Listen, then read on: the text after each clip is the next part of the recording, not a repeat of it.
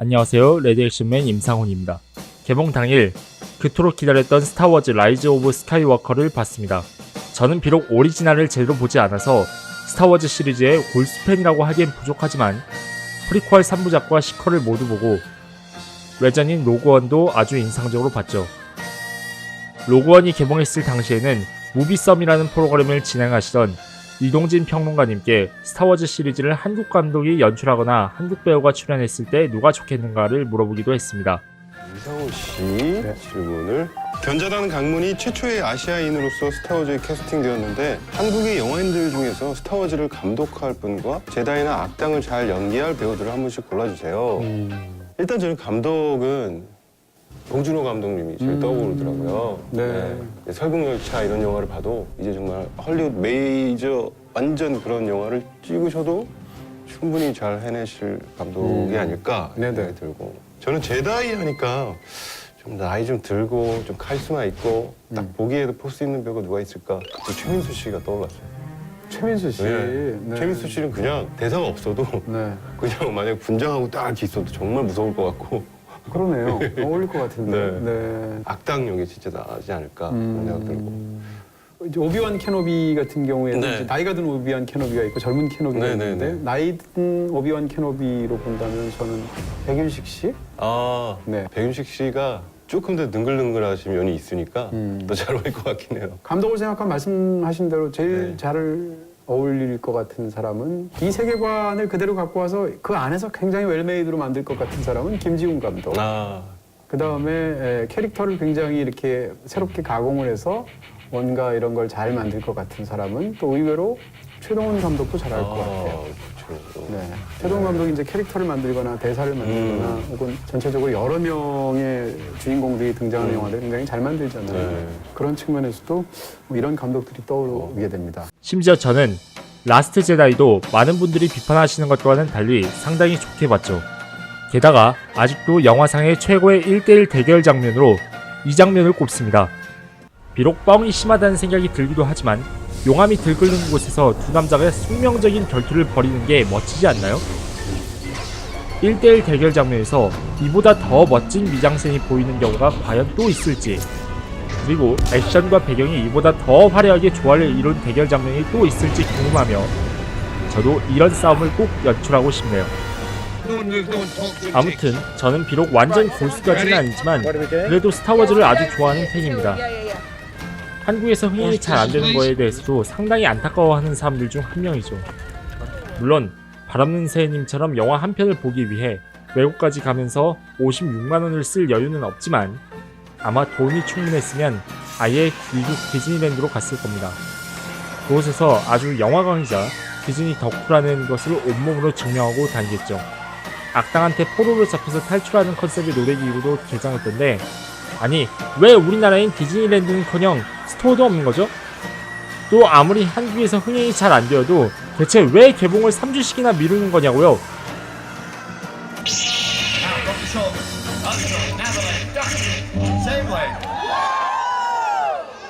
Finish him! Sir, we were unable to acquire the droid on Jakku.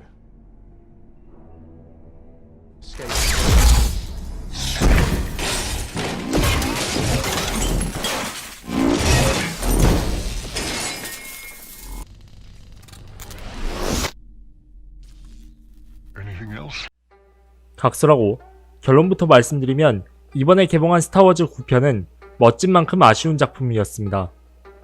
장점으로는 광선검 결투나 공중전 등 스타워즈 특유의 스펙타클을 과감하게 보여준다는 점이 있지만 스토리 진행에서 구성에 빈틈이 생긴 점이 큰 아쉬움으로 남았습니다. 일단은 제가 전편을 조금 잊고 봐서 그런지 이번 작품은 볼 때 조금 이해하기 힘들다는 생각이 들었습니다. 다행히도 깨어난 포스와 라스트 제다이를 봤던 기억을 어렴풋하게나마 떠올려서 겨우 흐름을 따라갈 수 있었는데, 전편을 보지 않고 이해하기 힘든 속편은 상당히 오랜만에 접했습니다. 오프닝에 타이틀이 올라가긴 해도 전편에서 곧바로 이어지는 것과 같은 느낌이 들었으니까요. 따라서 이 작품을 보시고자 하는 분들은 전편들을 보고 가시길 권합니다. 스타워즈 시퀄 시리즈 중에 어떤 것이든 하나는 봐야 이해하기가 쉬울 것입니다. 문제는 스토리에서 인물들의 행동이 설득력 있게 다가오는 대목이 드물다는 것입니다. 이번 작품에선 인물들이 마음을 바꾸거나 팀에서 독단적으로 행동하여 위기를 불러오는 내용이 많은데 골수팬까지는 아니더라도 시퀄 시리즈 2편을 본 관객들이라면 아니 대체 얘네들이 왜 이러지? 하고 고개를 갸우뚱하게 되는 경우가 제법 많을 겁니다. 이야기의 큰 틀을 진행시키기 위해 인물들의 행동 변화의 과정이 너무 지나치게 생략된 게 아닌가 싶은데 악의물이 퍼스트 오더의 리더인 카일로 렌이 야망을 품고 있음에도 불구하고 아버지를 죽인 죄책감 때문에 선과 악 사이에서 갈등하고 있었다고 해도 레이는 거의 모든 일을 혼자서만 해결하려 들어서 주변 인물들을 곤경에 빠뜨립니다. 레이가 단지 영화 속 인물들을 곤경에 빠뜨리는 정도였다면 단 한 장면으로 관객들을 어리둥절하게 하는 인물도 있습니다. 이 부분은 정말 치명적인 스포일러가 있으므로 영화를 보신 분들만 봐주시기 바랍니다. 아무리 제가 되도록 스포일러를 자제하려고 해도 이것만큼은 꼭 짚고 가야겠거든요. 자, 그럼 이제 핵폭탄급 스포 하나를 터뜨리겠습니다. 하늘에서 스포가 빗발친다. 이 스포도 너프해보시지. 관객을 한방에 혼란스럽게 하는 인물은 과연 누구일까요? 바로 헉스 장군입니다.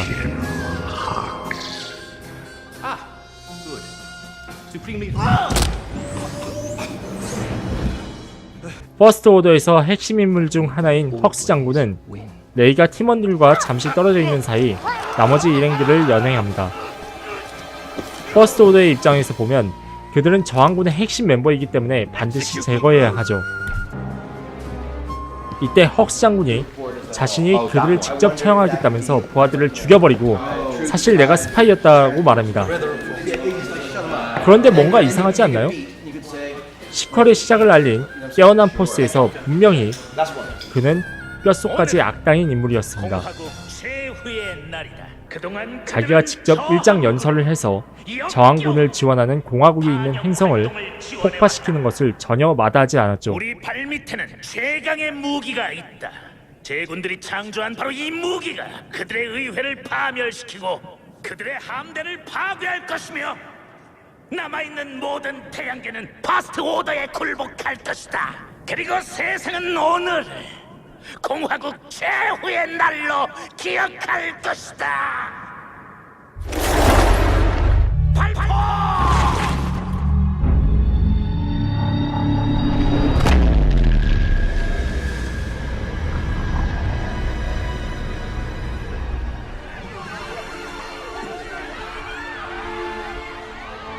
라스트 제다이에서도 사실상 카일로 렌의 악을 더 부추기는 역할이었습니다. 그런데 갑자기 저항군 편을 든다고요? 아니 왜? 이래놓고 그 저항군들한테는 자신은 그저 카일로 렌이 망하는 것만 바란다고 합니다.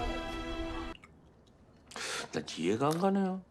What the fuck is this? Let's finish this. 헉스는 카일로 렌과 같은 편이면서도 그를 내내 질투하고 있었죠.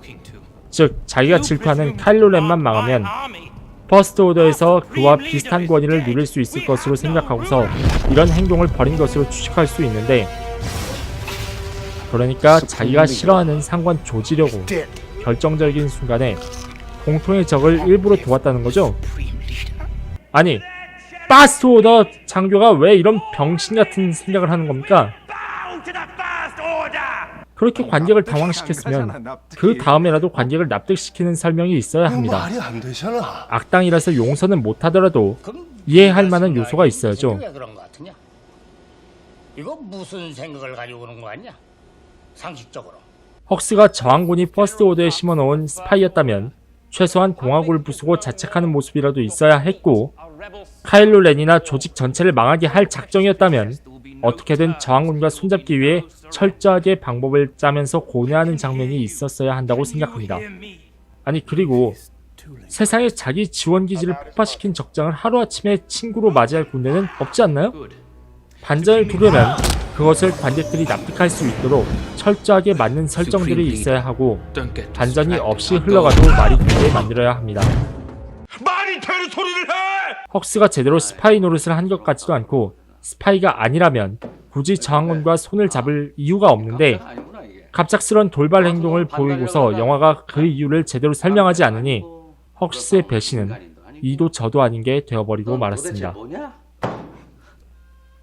카일로 렌과 레이가 포스로 교감하는 장면도 일부분은 이상했습니다.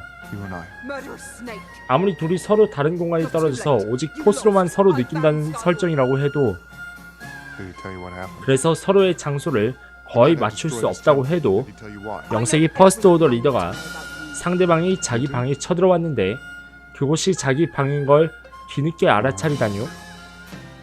레이가 매그니토의 헬멧을 쓴 것도 아닌데 말이죠.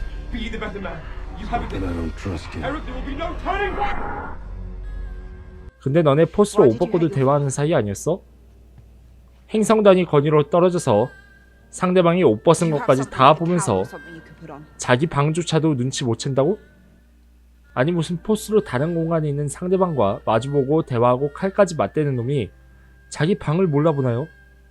게다가 레이는 저항군의 핵심 멤버인데 포스로 연결된 적이 자기 방까지 쳐들어오는 걸 모를 정도면 제키는 어떻게 수프림 리더가 된 걸까요?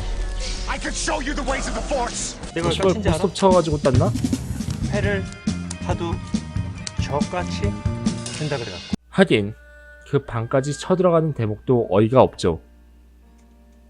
카일로 렌과 레이는 서로 적대 관계지만 한편으론 약간의 애정도 있는 애증의 관계죠. 더군다나 카일로 렌은 수시로 레이를 자기 편으로 꼬시려고 하고요. 자기가 꼬시려는 여자이자 적군의 핵심 멤버인 레이가 자기 방까지 들어온 것을 모르는 걸 보면 카일로 렌은 고자거나